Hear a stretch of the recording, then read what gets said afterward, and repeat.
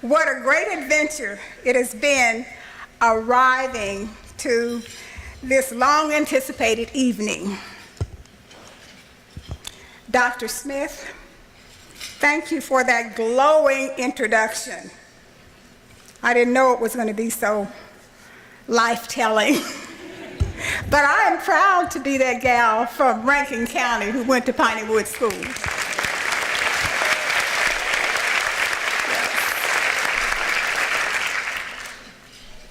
I also want to take a moment to thank the Center for Justice, its president, board, and staff members, especially one of my earliest acquaintances for the center, Attorney Olga Twiner.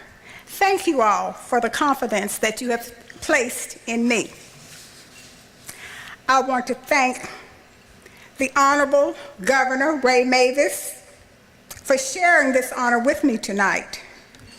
There is no greater honor than to be honored in one's hometown and state, and to share that honor with one of its most distinguished citizens. That is the icing on the cake. Thank you, Ray Mavis. Thanks to all of my family and friends for supporting this event tonight. Thank you, Malcolm and Tamika Harrison, my sisters, brothers, nieces, and nephews for being here. All of my family and friends, and my family in Greekdom, especially my sisters in Delta Sigma Theta sorority. You can't see them, but they're out there, and thank you, Saras. Now, to my professional friends in all aspects of cultural and historic preservation, the National Trust for Historic Preservation, the National Park Service, the Mississippi Historical Society, the Mississippi Heritage Trust, Mississippi State Professional Review Board, the JSU Margaret Walker Alexander Research Center, the Smith Robertson Museum, the Jackson Hines Library, and the Scott Ford Inc. Board and members. This night belongs to you because of your professionalism. You are the wind beneath my wing. Because you fly, I fly with you. I'm extremely honored to be honored by the Center for Justice. Now, I've asked myself, why me? And I answered that with a question. Could it be that there has been some injustices and neglect in the presentation of the African American story? So I answered that with yes. Has that story too often been told in the history books of our schools, classrooms, cities, museums, archives, and libraries, historic sites, and landmarks? And my answer was no. And finally, I have followed my quest, a more just integration and preservation and presentation of African American heritage in all American culture. That was a question, and I answered that with yes. For example, I won't give you all of the examples, just one. My earliest ingrained life quest for justice started in grade school when, as a child, people who were lighter in skin color than I called me a black African. I didn't know who Africans were then, nor where they came from.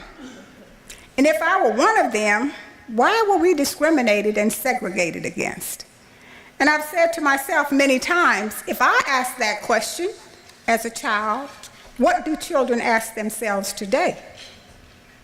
As I progressed through my educational journey, I understood that people who looked like me were stolen from Africa, one of the cradles of the world's civilization. Growing up, I did not know that. Had I known that, it would have given me a greater sense of pride. Well, you know, we lost a lot of the cultural monuments of our past. The question I ask myself today, will integration erase the legacy of racial pride and self-help that brought us to the segregation age. That's the period between 1890 and 1960. What monuments are we preserving for that age? What did we do after slavery? How did we survive? And I won't go through all of the details of the history, but it's a question I think we should ask ourselves. When we were segregated and left to fend for ourselves, what did we do? We built separate parallel institutions similar to those that existed any place in America and the world. These were the stepping stones for the modern civil rights movement. It can be said that the symbiotic relationships between the former masters and the former enslaved helped groups to survive and thrive during Jim Crow. Now, again, we must come together to build interracial, financial, and business models that will sustain efforts like the Scott Ford houses in Mississippi. Why is the Scott Ford house a model?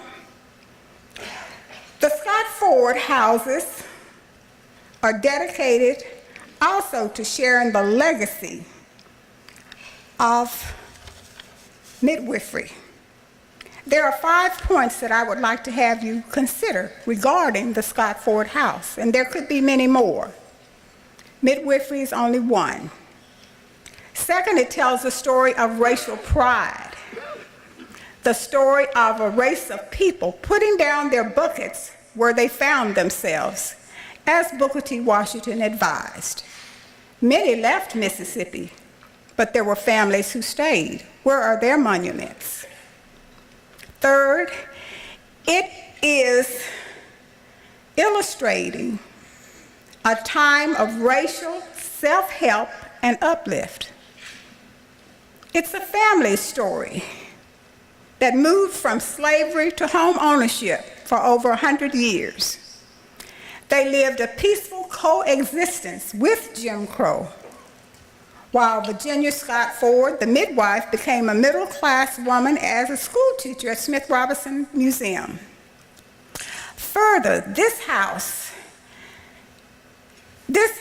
illustrates the Supreme Court Justice's Thurgood Marshall's advice to Prince Hall Masonic youth in the 1950s, urging them to learn the United States Constitution and be prepared to take their place in a more just society when that day came.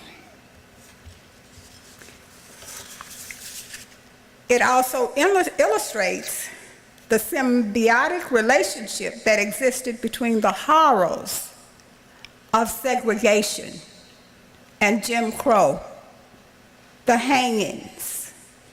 There is another story to be told, and that story can be told through the Scott Ford houses. What we need now is a modern, symbiotic, multiracial coalition of Jackson for the Cohee Street in Jackson that illustrates how it supported the civil rights movement. If justice be done, Scott Ford will be preserved through a neo-symbiotic or a modern racial working relationship. So in closing, let me remind all of us that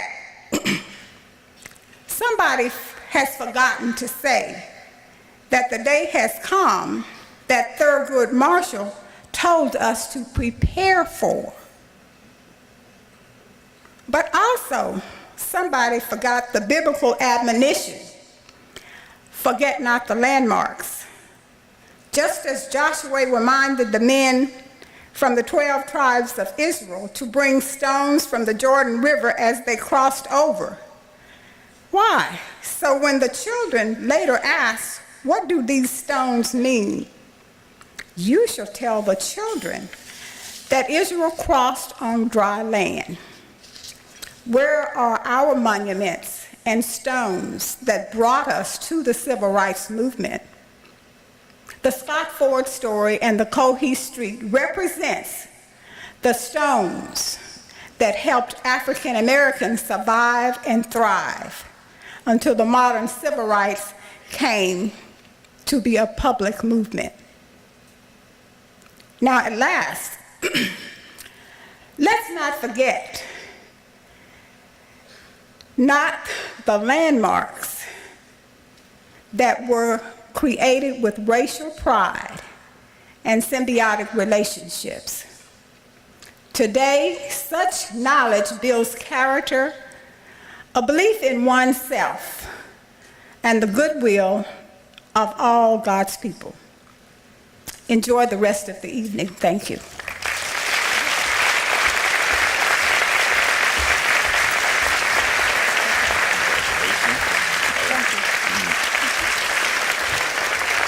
Congratulations, Dr. Alferdteen Harrison, the 2017 Champion of Justice honoree.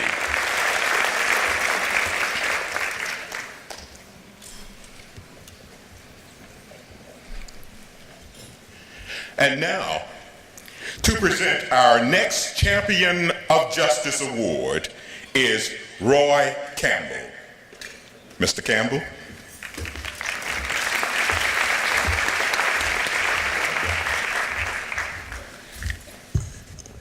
Thank you, Mr. Unger, and good evening. Dr. Smith mentioned that he was fearful, and I too am fearful. Riley Morse mentioned that my co-host with the next honoree is Bill Dunlap. I don't know how many of you know Bill Dunlap, but he is a joker and a prankster. And my fear is that within the next 30 to 60 seconds, Dunlap is going to jump out from behind this screen and grab me and start heaping abuse. So let me get on with it before Dunlap shows up. It is an honor to introduce the next 2017 Champion of Justice. Ray Mabus has been a change leader throughout his career.